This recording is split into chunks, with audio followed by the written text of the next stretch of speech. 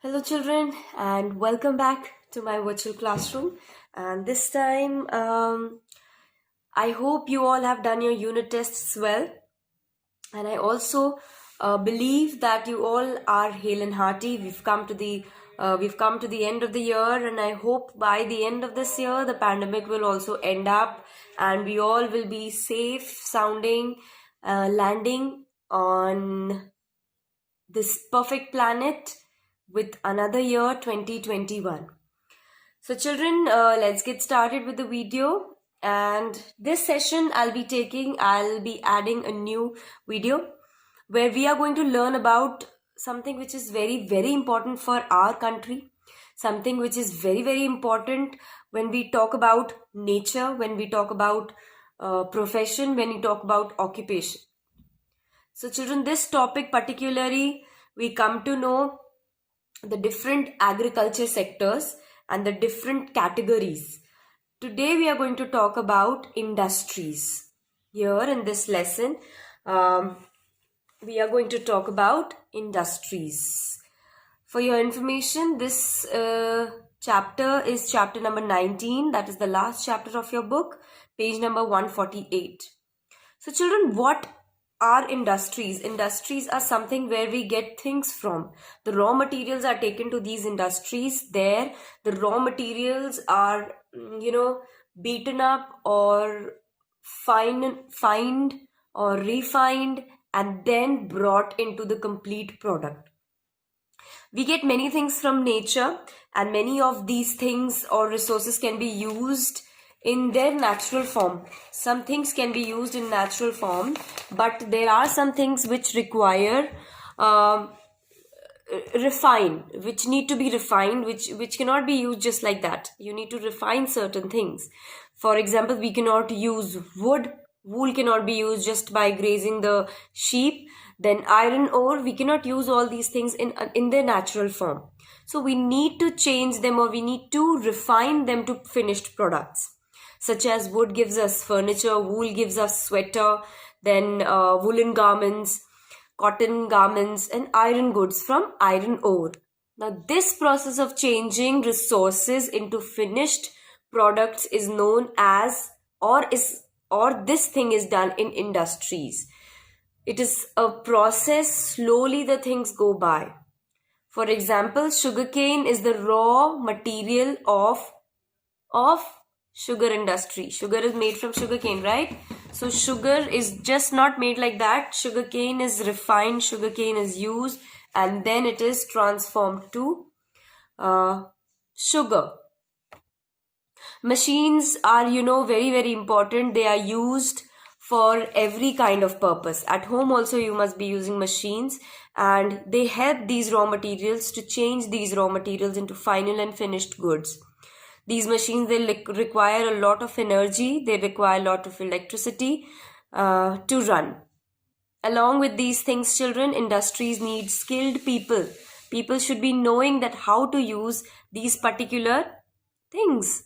If you're putting a machine and the person does not know how to work, it is going to be difficult for the person to get through the machine. Now children, there are different categories of industries. First is agro-based industry, then we have mineral-based industry, and then we have forest-based industry. Then these industries are important. Agro-based industries are those industries that use agricultural products such as vegetable oils or industries. They use the raw material. Then we have mineral-based. Mineral-based are those that use minerals as their raw materials. Iron is made from iron ore, and that is the product of mineral-based industry. Forest-based industry, which use the forest products. And apart from these three categories of industries, there are cottage industries, which are based on their basis of their size. Cottage industries, small scale industries, and large scale industries. So let's talk about cottage industries, children. What are cottage industries? These are very small manufacturing units that normally run homes. It is done in small scale.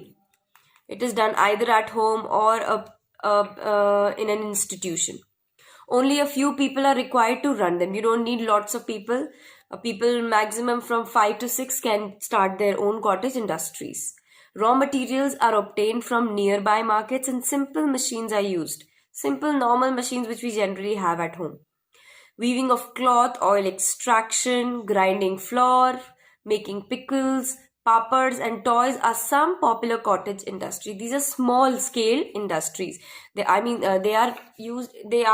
done in a very small area, in a small size. Next, children, we have small scale industries. Small scale industries are run with the help of few workers and small machines. Not huge machines are used. They are done in a very small area with very less number of people. These factories, what do? They make things such as utensils, soap, biscuits, ready-made garments, plastic, small electrical items. And they do not need large number of people to work in their industry. Next, we have the large scale industry. The next kind of industry is the large scale of industries. Now, children, in this industry, by the name you come to know large scale. This is used in an extensive scale. And large, here these, in these industries, huge machines and specialized staff are used to run them. You cannot just pickpocket, or you cannot just bring people from outside. Okay, you also come. You need proper training to run these industries. Like in cottage industries and small scale industries, you don't need any kind of specialization. But in large scale or extensive scale industries, you need specialization. You should know how to use the machine. You should know how to use the raw material. So large scale industries, they include iron and steel plants, then textile and cloth mills, oil refineries, chemical and automobile factories. Large scale industries, children, are situated near places from where raw material, labor and power to run machinery are easily accessible. Now these machines, they are also very very risky to use, because unless and until you know how to use it, you may get into trouble. Sometimes the hand may get cut, the leg may go cut, your finger may get cut. So for this you need specialized machinery and specialized people. You cannot just select people like that and bring it to the work. So these are the three basic industries. Now, which are the most important industries of India? India too has some industries. Let's learn about them. Iron and steel industries, children, are sources of intermediate goods for many other industries. These industries require heavy investments in terms of money. Now, when we talk about industries, they need a lot of money, manpower, and resources. These industries use raw materials such as coal, iron ore, and bauxite. Most of these industries are located in or near areas that have coal or iron mines, so that, children, raw material is easily accessible or easily available. These industries they use raw materials such as coal, iron ore, and bauxite, like I said. The main centers in India are Durgapur, Bokaro, Bhilai, then Rourkela, Salem, Bhadravati, and Vishakhapatnam. These are the industries where most of the iron and steel is brought up. India is one of the world's leading producers of cotton textiles. The cotton mills are mainly located around Mumbai, Kolkata, Chennai, Madurai, Bangalore, Varanasi, and Panipat. Another, we have silk textiles. Silk is another important industry, and the silk mills are situated in Bangalore, Coimbatore, Varanasi, Kachipuram, Murshidabad, Mysore, and Bhagalpur. So these are the places where the silk mills are located. Then woolen textile mills are also very, very important, children, and they are located in Ludhiana, Panipat, Mumbai, Mirzapur, Srinagar, Amritsar, and Jamnanagar. Apart from silk, woolen and cotton textiles, children, we have jute mills as well. Jute mills are located in and around Kolkata in West Bengal. Climatic conditions here are suitable for jute cultivation. That is why in this area particularly jute mill is located. It requires humid climate and lots of water. Rishra, Titagar, Nainhati and Howrah are the main jute producing centers in India. So children, these are the main industries or important industries in India. India is also the second largest producer of sugar in the world. See, we need lots of sugar to eat to add sweetness to our lives. So sugar is the second largest, India is the second largest producer of sugar, and sugar mills which are situated in India are Uttar Pradesh, Maharashtra, Punjab, Bihar, Tamil Nadu. Because why are they situated in these places? They are situated in these places because these are the prime sugar producing states. Here in these states, sugarcane is used in a lot of amount. Shipyards are also located in Visakhapatnam, Kochi, Mumbai, Marmago. Ships are built and repaired in these shipyards. Then another industries that manufacture are railway equipment, which are situated in Chittaranjan, then Varanasi, Jamshedpur, then Kapurthala, Priyambur and Kolkata. So these are the important places where railway equipment are made. Aeroplanes are another part of our lives, and we have the factories which are owned by the government of India, and these factories are located in Lucknow, Nasik, Hyderabad, Koraput and Bengaluru. So these are the areas where aeroplanes are made. Factories are there.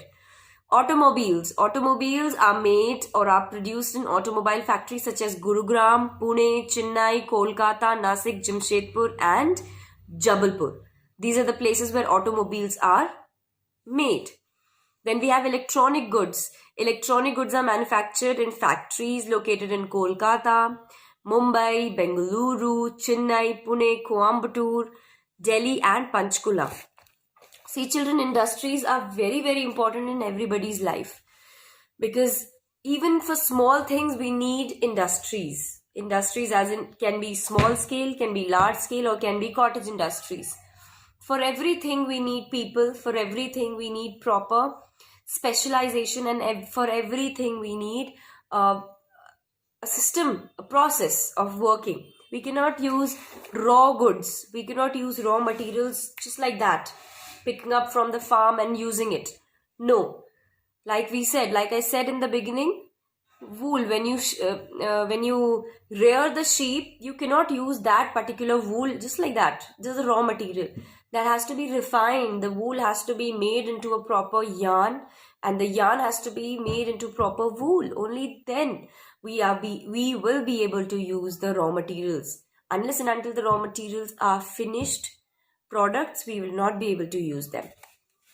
Then children, industrialization is very, very important for the progress of our country, because the goods are produced and sold within as well as out of the country. You cannot, like I told, woolen example, you cannot just rear the sheep and start selling it in the market.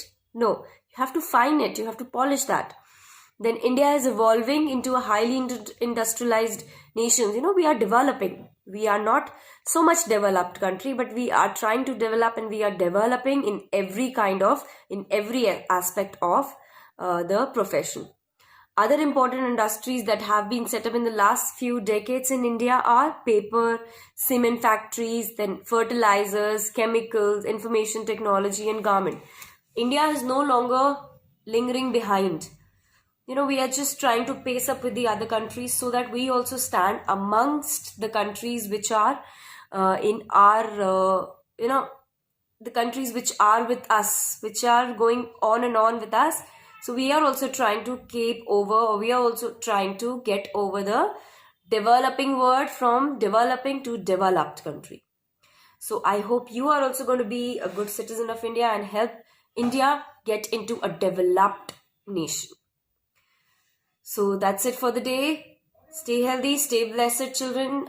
See you in the next video, and try to study harder because the exams now are approaching, maybe 1 or 1.5 months left. So keep studying hard. All the best. See you in the next video. Take care, children. Bye bye.